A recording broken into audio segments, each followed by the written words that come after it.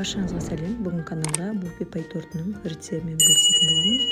Видеоны соңына дейін көріп, ұнаса лайк басып, комментарий қалдыруды ұмытпаңыздар. Алдымен корждарымызды жасамастан бұрын сары май мен шоколадымызды жақсылап ерітіп, суытып қоямыз.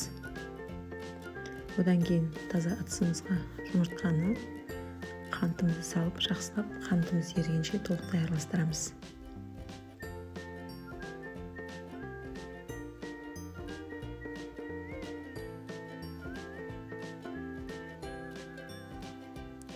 Араластырып болғаннан кейін еріп тұрған сары май мен шоколадымызды араластырып 1-2 минуттай миксердің көмегімен араластыра аламыз. Толық араластырып болғаннан кейін ұнымызға какао мен разрыхлитель салып, қасықтың көмегімен араластырып, қосуымызға қосамыз.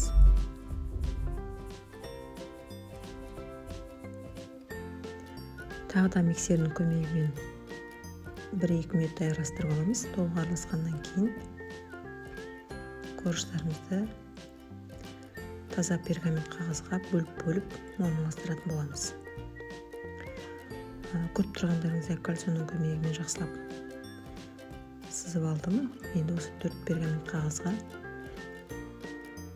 торттарымды салып дайындайтын боламын.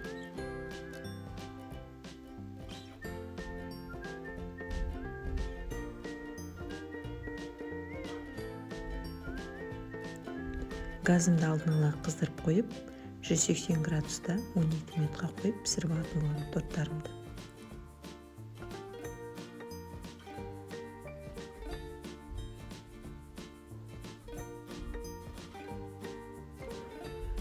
Тортым дайын болған дегенше ортасында крем дайындаймын. Бұл мен степки салқын.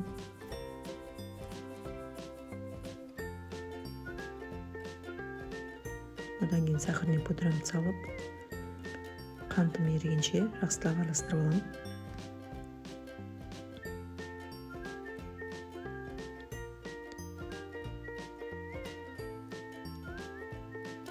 Араластырып болғаннан кейін творожный сырымды салып, 1 келкі крем шыққанша жақсылап араластырамын.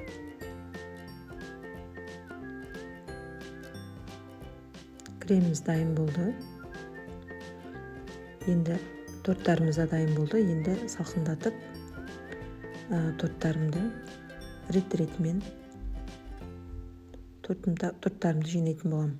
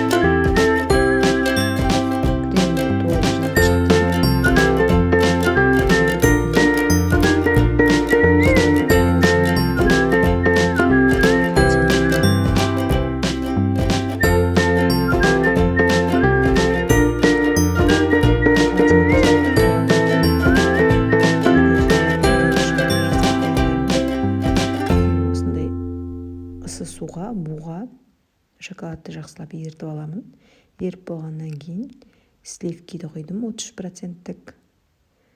Бұл жерде сары май салсаңыздар да болады, өз қалауларыңызша. Осыны торттың бетіне жағып шығатын боламын.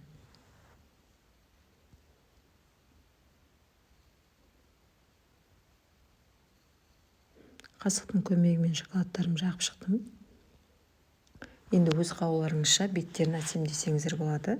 Мен киви жағып, кивимен әсемдеп шықтым.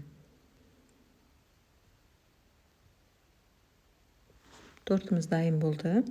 Видеоны ұнаса лайк басып, комментарий қалдырып, тіркелуді ұмытпаңыз.